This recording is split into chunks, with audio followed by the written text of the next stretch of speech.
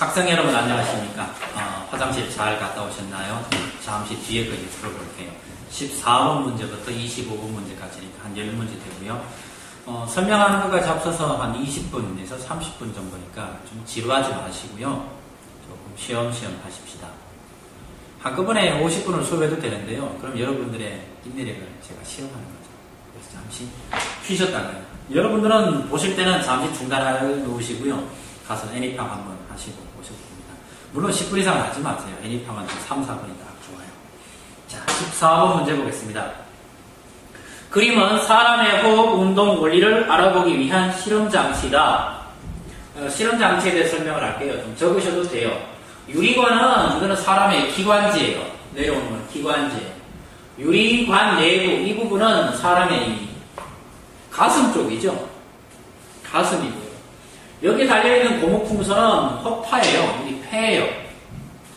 그리고 밑에 있는 이 고무막은 횡경막 그래요. 횡경막. 횡경막입니다. 격이 아닙니다. 경입니다. 횡경막. 모르겠으면 가로막 들으세요. 가로막.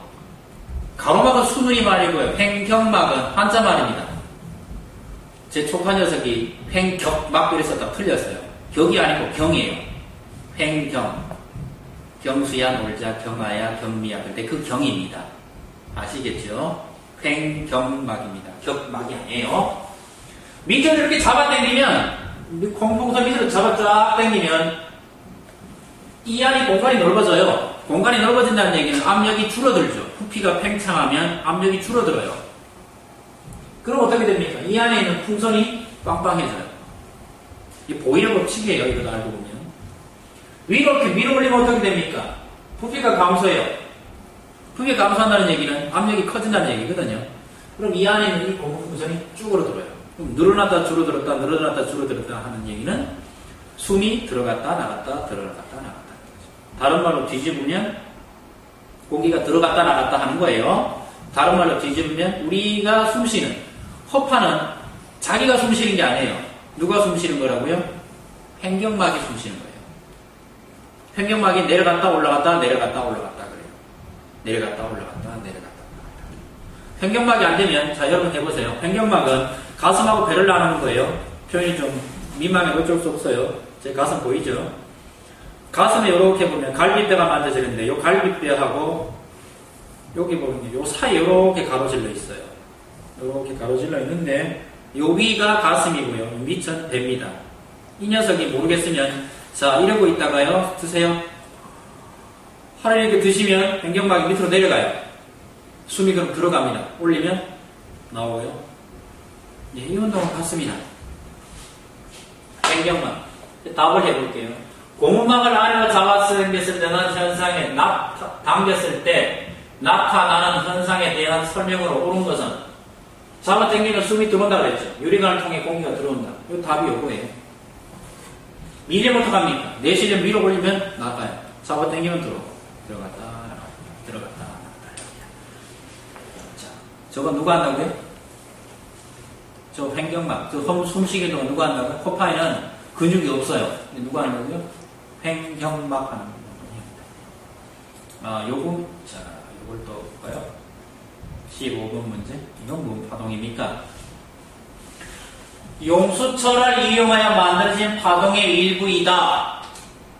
진동 방향이 앞, 뒤고요. 진행 방향은 오른쪽입니다.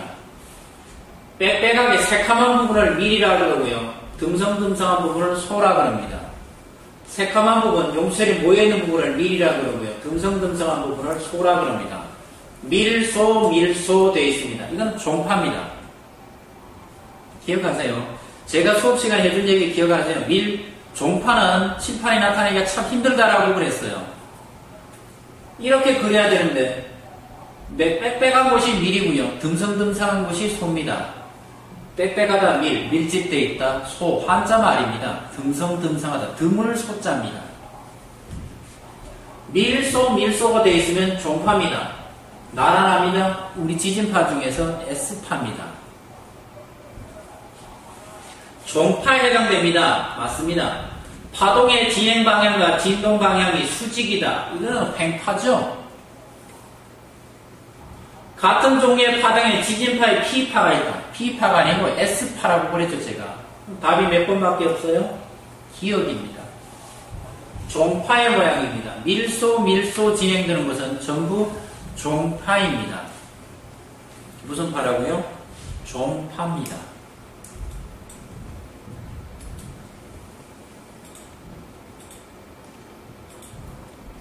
16번 그림 볼게요. 그림은 설탕을 가열해 녹인 후 틀에 부어 붙이는 모습이다. 이 뽑기 만드는 거죠? 며칠 전에 축제가 있었고, 백은제 있었고, 백은제 중에 뽑기 잘 하셨나요? 여러분들은 설탕 가지고 쏟아 넣고 뽑기해서 먹기 바빴죠, 그쵸? 먹을 때 이런 생각 한번 해보셔야죠. 설탕을 녹였습니다. 액체입니다. 틀에 부었습니다. 고체입니다. 그럼 천천히 굳죠? 응고하면서 열렌질이 방출이 되죠.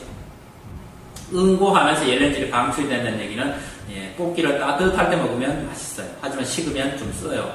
쓴맛이 강해집니다. 그래서 이건 뭡니까? 열을 방출한다. 가에서 상태 변화. 액체가 고체될 때 열에너지 방출. 요거 찾으면 금방 있죠. 다른 몇 번요? 1번. 써놓고 나니까 좀 이해가 빠르나요? 혹시 제가 말하더라도 빠뜨린 거 있으면 이거 보고 좀 쓰시기 바랍니다. 이 자료도 물론 제가 다 인터넷 게시판, 대학교 게시판에 다 올려놓을게요. 뭐 저작권법에 걸려가지고 제가 과태료를 먹으면 먹는 거고요. 그래도 저는 올려놓겠습니다. 자, 그리고 다음은 심장의 구조를 나타낸 것이다. 심장의 구조인데요. A가 어딨나요? A, B, C, D. A, B, C, D, E. 근육이 가장 두껍고 탄성력이 크다. 단단한 데가 어디냐? 좌심실을 얘기하는 것 같은데요. 대동맥과 연결동맥인데 이 좌심실인데 답은 이겁니다. 근데 그보다 더 중요한 것은 제가 빨간 글씨로 써놨죠? 좀 쓰세요. 좀 쓰세요. A 부분은 우심방입니다. 심방은 심방이 있고 심실이 있습니다. 이게 왜 선생님 가만히 보면 이쪽에서 이게 우심방이 아닙니까? 이거는요. 심장을 그렇게 놓고 안 돼요. 이걸 들고 가서 여기 있다고 생각해야 되죠. 자기 가슴 쪽에 있다고 봐야 되니까 바뀌는 게 맞죠. 생각 잘 하세요. 바뀌는 게 맞습니다. 이걸 그대로 들고 와서 이렇게 들고 왔다고 생각해야 돼요. 저 심장으로 쓸만한 게 없나요? 예, 심장으로 쓸만한 게 여기 있죠. 지우개를 좀 봅시다. 지우개 보면 내가 쳐다보면 이쪽이 오른쪽이고 이쪽이 왼쪽이에요. 오른쪽 왼쪽인데 이걸 이렇게 놓고 보세요. 이걸 이렇게 놓고 보면 이쪽이 오른쪽 맞죠? 이쪽이 어떻게 돼요? 왼쪽. 저걸 자기 가슴으로 놓고 심장을 생각하셔야 돼요. 이걸 앞에서 쳐다보면 바뀌어요. 왼쪽 오른쪽이 바뀌어요. 그래서 심방 심실 위치를 꼭 기억하시길 바랍니다. 심방이 있고 심실이 있습니다. 심방은 어딘 겁니까? 심방은 뭐라 그래야 되죠? 심방은 뭐라 그래야 되죠? 들어오는 데가 방입니다. 혈액이 들어오는 것이 방이고요. 나가는 곳은 어디입니까? 실입니다. 그리고 이쪽에 보면 심방, 심실 사이에 B하는 요건 판막입니다. 판막은 뭐 하는 거냐 그러면 역류를 방지하는 거죠. 들어오다 보니까 심실은 힘이 세요. 피를 내보내는 곳이거든요. 우심실에서는 호파로 보내요. 폐동맥으로 보내고 좌심실에서는 대동맥으로 보내요. 혈압이 높아요. 나가는 거니까. 꽉 높다 보니까 여기 구멍이 뚫려 있으면 심방 쪽으로 피가 역류할 수 있죠. 그걸 막기 위해서 판막이 있어요. 요 B는 요건 뭡니까? 판막입니다. 우심방, 우심실. 들어와서 우심실에서 어디로 갑니까? 허파로 가고요. 허파에서 삥 돌아가지고 어디로 갑니까? 좌심방으로 들어갑니다.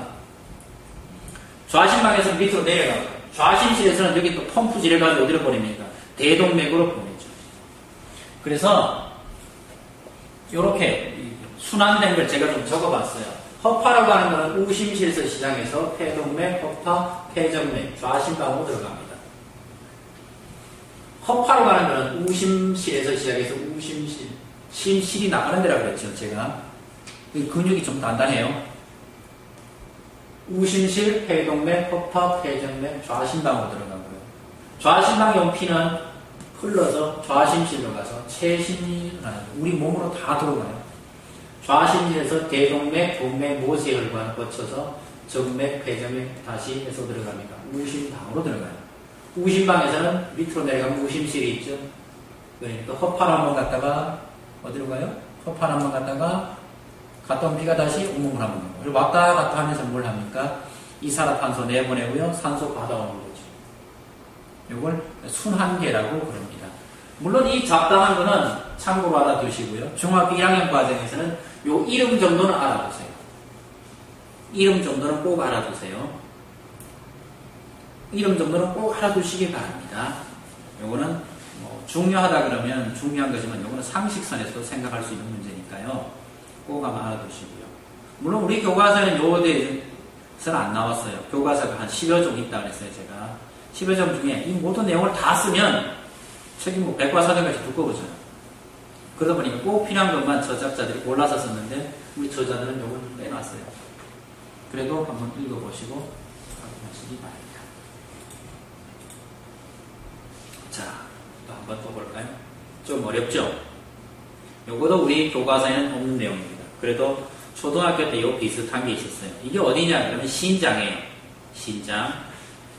신장에서 오줌이 걸러지는 과정을 간단히 나타낸 것이다. 사구체에서는 무조건 다 버립니다. 사구체 보먼주머니 이름 외워두세요. 여기서는 다 버립니다. 다 버립니다. 무조건 다 버립니다. 집안을 청소할 때 제일 좋은 방법은 집안에 있는 몽땅 다 드러내면 돼요. 자, 집안에 있는 몽땅 다 어디 갑니까?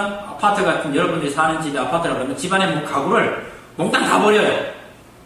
집안이 아주 깨끗해요. 그게 어디라고요? 사구체, 방출합니다. 다 버리면 보만주머니가 받아가지고 내보내요. 세뇨관 제흡수 그럽니다. 기억하세요. 보먼주머니는 다 버립니다. 사구체 보먼주머니는 다 버립니다. 사구체는 이게 모세혈관 덩어리예요. 아주 실 같은 모세혈관들이 마구 엉켜 있어요. 실타리 같이 엉켜 있어요. 그걸 주머니같이 감싸고 있는 게 보먼주머니입니다. 거기는 다 버립니다. 무조건. 세뇨관에서 다 흡수해요. 어떻게 합니까? 꼭 필요한 건 다 흡수해요. 자, 집안 청소하는 거 아까 그랬죠? 자, 엄마는 몽땅 다 버립니다. 엄마가 버린다고요? 아빠가 버린다고요? 엄마가 버린다고 칩시다. 집안 청소해요. 몽땅 다 버려요. 다 쓰레기통에 갖다 놓습니다. 다 버리면 갑자기 집안이 텅 비죠? 그럼 가족들이 다 나가서 어떻게 해요? 필요한 것만 들고 와요. 필요한 것만 들고 와요. 자, 필요한 게 뭐 있죠? 침대 필요하죠? 침대 들고 와야죠. 그렇죠? 숟가락 들고 와야죠. 젓가락 들고 와야죠. 먼지 필요 없어요. 먼지 필요 없어요. 동생이 낙사다 버린 종이 그거 필요 없어요. 이해가시죠? 신문 필요해요. 왜 필요합니까? 아, 신문은 버려도 되지만 가끔 쓸 일이 있어요. 왜요? 그거 펴놓고 고기를 굽는다거나 갑자기 거기다 펴놓고 팔을 다듬어야 될 일이 있죠. 필요한 거는 가지고 오지만 버려도 될 만한데 필요할지도 모르는 거는 들고 와요. 그게 어디서 한다고요? 세뇨관에서요. 이 세뇨관 제흡수 그럽니다. 기억해 놓으세요. 만약 여러분 중에 뭐 집안에 이런 것도 있어요. 선생님 저희 집안에는 돈이 너무 많은데요. 그래서 얼마쯤 있니? 그랬더니 한 100원 있습니다. 근데 집안에 들어갔더니 아빠가 갑자기 10원짜리, 1원짜리를 가지고 10,000원을 가져왔어요. 그럼 그거 어떡합니까? 버립니다. 1원짜리 10,000개 버립니다. 왜요? 생각 잘해보세요. 1원짜리 돈 아닙니까? 돈 맞아요. 하지만 10,000원, 1원짜리 10,000원을 갖다 대도 공간보다는 없는 게 더 편하다는 얘기죠. 그럼 버립니다. 이런 경우가 뭐냐 그러면 필요한데 버리는 경우, 즉 너무 많아서 버리는 거죠. 그게 당뇨예요. 포도당은 우리 몸에 굉장히 많이 필요해요. 하지만 포도당이 우리 몸 안에 너무 많아요. 그럼 세뇨관에서 어떻게 한다고요? 흡수해요? 안 해요? 안 해버려요. 그걸 당뇨라고 합니다. 오줌에 섞여가지고 어떻게 돼요? 나오는 거예요. 당뇨. 그게 지속적으로 계속되면 당뇨병이라고 부르죠. 영양분이 흡수 못되고 계속 어떻게 되는 거예요? 빠지는 현상이 되는 거다. 꼭 기억하세요. 사구체 봉본주머니는 방출하고요. 세뇨관에서는 제흡수합니다. 기억하세요. 자, 세뇨관에서 제흡수는 물질을 보기 위해서 고른 것은, 녹말은 절대로 고르시면 안 돼요. 녹말은 절대로 고르시면 안 돼요. 여러분 중에서도 절대로 녹말이 재흡수할 것이다 생각하시면 안 돼요. 왜요? 녹말은 우리 몸 안에 없어요. 우리 몸 안 어디 잘라보도, 우리 몸 안에 피 어디를 들여다보더라도 밀가루 같은 게 돌아다니는 거 없어요. 녹말은 우리 몸 안에 없어요. 기억하세요. 녹말 없어요. 아닙니다. 쉬워요. 기억되는 거 다 틀렸어요. 쫙 지우고 나면 답이 보일 겁니다. 그다음 두 번째 뭐 있어요? 포도당 흡수해야 됩니다. 안 하면 어떻게 돼요? 무슨 병이라고 그랬죠? 제가 아까? 당뇨병. 아미노산 써야 돼요. 아미노산은 뭐냐면 이게 단백질이거든요. 단백질을 버리면 단백뇨 그래서 큰 병입니다. 여러분 몸 안이 자꾸 줄어들어가지고 근육 위축증 같은 병이 올 수도 있어요. 단백뇨. 그러니까 니은 이것은 반드시 써야 됩니다. 암모니아 이거 100% 버려야 돼요. 암모니아 안 버리면 어떻게 됩니까? 암모니아가 안 버려지면 우리 몸 안에 뭐가 쌓이냐 그러면 요 산이 쌓입니다. 그걸 뭐라 그럽니까? 풍이라고 합니다. 풍. 요 산이 우리 몸 안에 쌓이면 굉장히 아픕니다. 발 뒤꿈치라든가 이런 부분이 굉장히 아파요. 암모니아가 우리 몸 안에 쌓이는 거예요. 암모니아 쌓일 때 요소 성분으로 쌓입니다. 굉장히 아픕니다. 굉장히 아파요. 당해보시면 잠 못 잡니다. 발 뒤꿈치를 칼로 콱콱 찌르는 느낌이 와요. 주로 이제 고기 좋아하시고 술 좋아하시면 50대에서 60대 되는 남자들에게 많이 나타납니다. 술, 고기는 좋아할 게 아닙니다. 술고기 일주일에 한 번만 딱 드시면 돼요. 가족과 함께 고기를 드시는지 삼시세끼 고기 드셨다가는 무병장수 지장이 있습니다. 뭐 때문에요? 요놈의 암모니아 때문에. 암모니아는 우리 몸 안에서 암모니아 형태로 있는 게 아니에요. 뭘로 있다고요? 요소 형태로 있습니다. 자, 한 번 더 넘길게요. 이 그림 참 많이 나오죠? 그쵸? 1학기 기말고사에도 나왔고요. 그랬더니 저 뒤에 아이가 막 쳐다보면서 저런 문제 없었는데요. 예, 맞아요. 이런 문제는 없었지만 똑같은 문제는 있었어요. 어떤 문제 있었어요? 언니가 질소를 가지고 차게식은 풍선을 이렇게 들고 있으면서 팽팽해지는 거죠. 이게 뭐냐? 같은 거예요. 뭐예요? 저온에 있던 것들을 따뜻한 물로 옮겼더니 팽팽해졌어요. 그 얘기는 저온의 기체가 뭘 흡수한 거예요? 연예인을 흡수한 거죠. 그럼 분자 운동이 어떻게 된 거예요? 늘어난 거죠. 온도에 따라서 분자 운동이 늘어난 거예요. 그럼 압력이 커지는 거예요. 온도 때문에 분자 운동이 빨라지는 거. 온도 때문에 분자 운동이 빨라지는 거 어디 있어요? 찾아봅시다. 꽃향기가 방 안에 가득 퍼진다. 이건 확산이죠. 풍선이 한 높이 올라가면 터진다. 이거는 기압이 줄어들어서 터지는 거죠. 여름철에는 자동차 타이어가 팽팽해진다. 요게 맞죠. 온도가 올라가서 팽팽해지는 거예요. 더운 여름날 마당에 물을 뿌리면 시원해진다. 요거는 기화열 흡수죠. 물속에서 생긴 기포는 수면으로 갈수록 커진다. 요거는 압력이 줄어서 그런 거죠. 그래서 다음 몇 번이에요? 3번 찾은 거죠. 고생하셨고요. 자, 또 다음 문제 보시겠습니다. 또 나왔네요. 또 나왔더니 어떤 아이가 선생님 이 문제가 뭐 그렇게 중요합니까? 할 말이 없죠. 이 문제 있지요? 어디 있었어요? 우리 시험 문제, 이거 시험 문제 벌써 두 번째 나왔죠. 남자애가 벽돌을 보는 거 있죠, 그렇죠? 그거잖아요. 누릅니다. 그림은 공기가 든 주사기 한쪽 끝을 막고 피스톤을 누르는 모습이다. 누르면 어떻게 됩니까? 부피가 줄어듭니다. 뭐가 커져서요? 압력이 커져서. 피스톤을 누를 때 주사기 내부의 변화가 오는 것은 온도 변화는 없다고. 온도 변화는 없습니다. 부피, 분자의 크기가 커집니까? 분자의 크기는 똑같아요. 분자의 개수 똑같습니다. 분자의 질량 증가 안 합니다. 1, 2, 3번 틀렸어요. 분자의 충돌 횟수가 감소합니다. 분자의 충돌 횟수가 늘어납니다. 답이 5번이에요. 분자 사이 거리가 가까워진다. 분자 사이 거리가 뭐라고 그랬죠?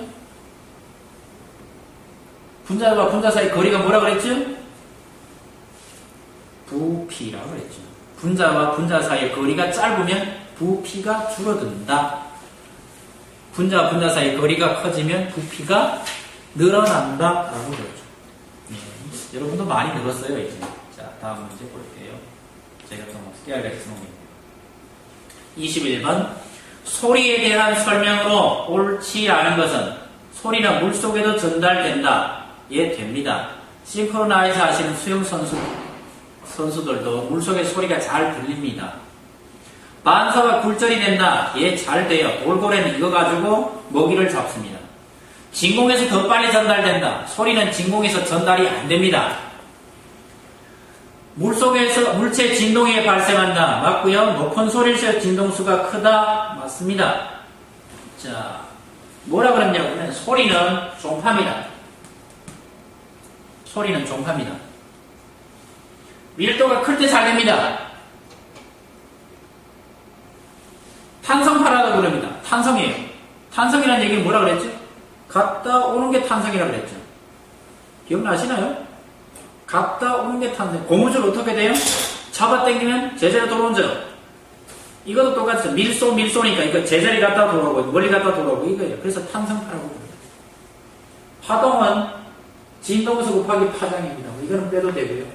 위에 거는 한번 읽어보시기 바랍니다. 소리는 종파고요. 밀도가 클 때 전달이 잘 됩니다. 탄성파입니다. 답이 그래서 3번. 밀도가 크다는 얘기는 물질이 있어야 된다는 얘기입니다. 진공에는 물질이 없어요. 그래서 전달이 안 됩니다. 달나라에 가서 소리 질러도 별로 도움이 안 돼요. 한 개 더 볼게요. 이것도 나왔네요. 이건 뭐 요즘 수업 시간에 한참 많이 하는 거죠? 틀렸네요. 22번. 그래프는 어느 바닷가 해수면 높이를 하루 동안 관찰한 결과이다. 이거네요. 파동인 줄 알았더니 파동이 아니고요. 물때네요. 우리는 인천에 사니까 인천에 물이 가득 차면 만조락을 부릅니다. A 상태. 월미도 갔더니 물이 많습니다. 석축 바로 밑에까지 물이 찰랑찰랑합니다. 만조입니다. 또 어떤 날 갔더니 석축 밑에 뻘이 드러나 있어요. 그럼 그때 물 빠졌습니다. 간조 그럽니다. 그래서 만조, 간조, 만조, 간조 이렇게 나눕니다. 자, 또 볼까요? 만조가 아침 6시에 있었고요. 아침 5시 조금 지나서 있었네요. 그리고 다시 만조까지 17시니까 이 사이 간격이 약 12시간이에요. 약 12시간이에요. 물 꽉 찼다가 빠졌다가 다시 꽉 찼는데 걸린 시간이 얼마라고요? 약 12시간입니다. 물 한 번 빠지고 물 한 번 들어오는데 걸린 시간이 몇 시간이라고요? 12시간입니다. 들어오는 물은 썰물이에요. 예, 제가 다 써놨죠. 왜 이렇게 죄송합니다. 꽉 차 있다가 빠져나가는 이 물은 썰물이에요. 빠져나가는 물이 썰물이에요. 썰물같이 빠진다. 빠졌다가 꽉 차고 들어오는 물은 밀물이에요. 썰물, 밀물. 최고는 얼마입니까? 만조에서 간조 이상이 얼마입니까? 대충 약 2m, 여기 대충 한 2m. 그래서 최고 2m, 최저 2m니까 이 차이 얼마입니까? 조수간만의 차이가 약 얼마라고요? 4m. 이렇게. 인천은 이게 몇 미터라고요, 이게? 최고일 때 약 11m 정도 된다. 9m 15 정도 나와요. 인천은. 그리고 9m 15니까 제일 많이 빠졌을 때와 제일 적게 빠졌을 때 그 높이의 차이가 9m 15 정도입니다. 보통 같으면 한 7, 8m 돼요. 7, 8m는 낮은 게 아니에요. 3층 건물이에요. 이 3층에 서가지고 그 사이만큼 물이 빠졌다 찼다라고 생각하시면 됩니다. 이에 대한 설명을 오는 것은 오전 9시경에 썰물 현상이 있다. 오전 9시경에 썰물 현상이 있다. 이게 맞죠.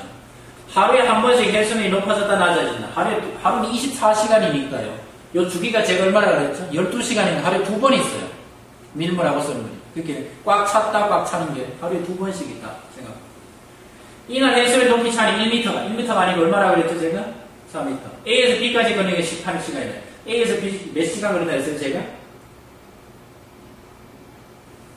보시고 몇 시간? 예, 12시간 걸리죠. 12시간 해수면 높이가 가장 높아진다. 가장 낮아지죠. 간격죠. 그래서 답이 몇 번 찾으시면 돼요? 몇 번이요? 1번. 요거는 중요도로 치면 상중 하중에 하에 들어갑니다. 하지만 여러분들은 최소한 인천에 사시는 분들이니까 만조, 간조는 아셔야 되고요. 밀물, 썰물 정도는 뭐 가볍게 아시겠습니다. 자, 또 이렇게 볼까요? 읽으면서 합시다. 그림은 원통 물통에 설탕물을 절반만 넣고 설탕이 들어있는 쪽에서 레이저 빛을 입사시켰을 때 빛의 경로를 나타낸 것이다. 입사각이 40도일 때 굴절각은 얼마입니까? 자,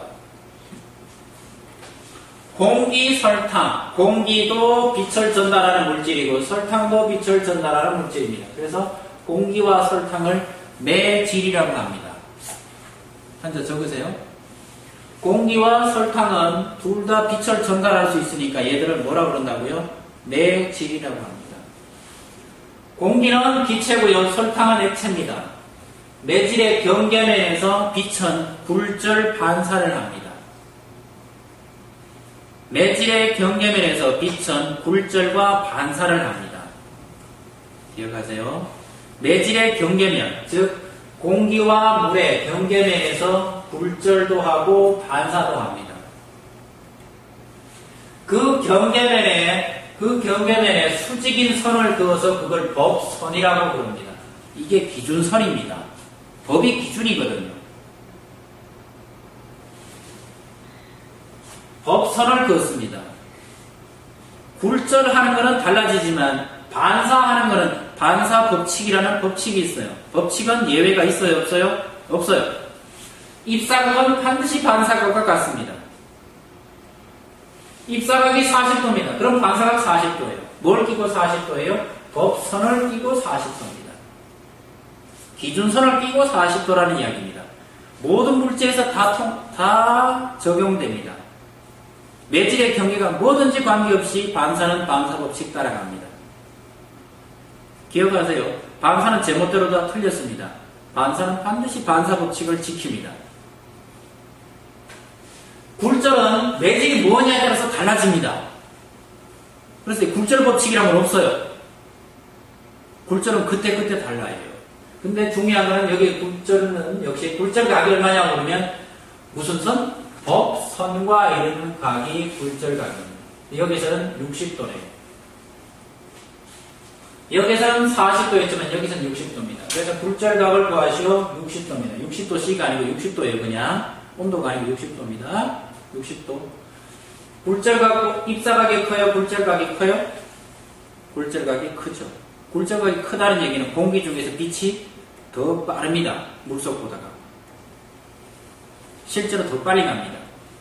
물속에서는 설탕물 속에서는 설탕물 속에서는 빛이 공기 중보다 느리게 갑니다. 공기 중에서 빨리 갑니다. 자, 그거 한번 아시고요. 요 그림 한 번 더 여러분 확인해 주시기 바랍니다. 그리고